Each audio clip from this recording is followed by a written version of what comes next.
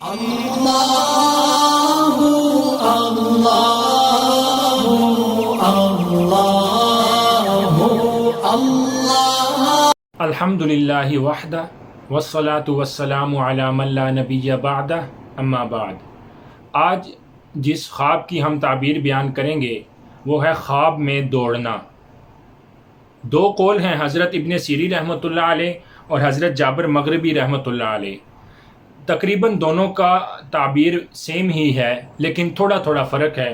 ابن سیری رحمۃ اللہ علیہ فرماتے ہیں کہ اگر کوئی شخص خواب میں دیکھتا ہے کہ وہ دوڑ رہا ہے، اب جس کام کے لیے وہ دوڑ رہا ہے تو وہ فرماتے ہیں کہ اس کام سے اس کو پریشانی ہوگی، یعنی پشیمانی پائے گا۔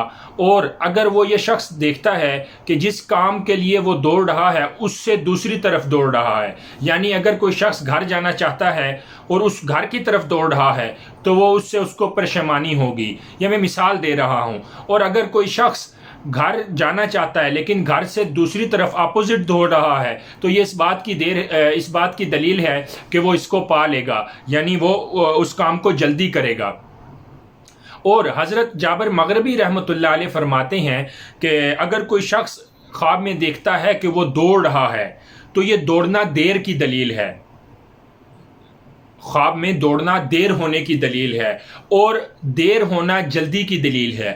میں آپ کو سمجھاتا ہوں کہ اگر کوئی شخص دوڑ رہا ہے، سیم ویسا ہی تعبیر بیان کرتے ہیں ابن سیری رحمۃ اللہ علیہ کی طرح کہ اگر کوئی شخص گھر جانا چاہتا ہے، وہ گھر کی طرف دوڑ رہا ہے تو وہ خواب میں اگر یہ دیکھ رہا ہے وہ گھر کی طرف دوڑ رہا ہے تو وہ یہ اس کے لیے اچھا خواب نہیں۔ لیکن اگر وہ گھر جانا چاہتا ہے لیکن دوڑ دوسری طرف رہا ہے تو یہ اس کے لیے اچھی بات ہے۔ اسی طرح یہ فرماتے ہیں کہ وہ جس کام کے لیے دوڑ رہا ہے یہ دیر کی دلیل ہے، اور دیر ہونا یعنی اگر وہ دیکھتا ہے کہ خواب میں وہ دوسری طرف دوڑ رہا ہے تو یہ جلدی کی دلیل ہے، یعنی وہ جلدی گھر پہنچے گا۔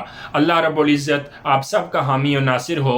والسلام علیکم ورحمۃ اللہ وبرکاتہ۔ اللہ اللہ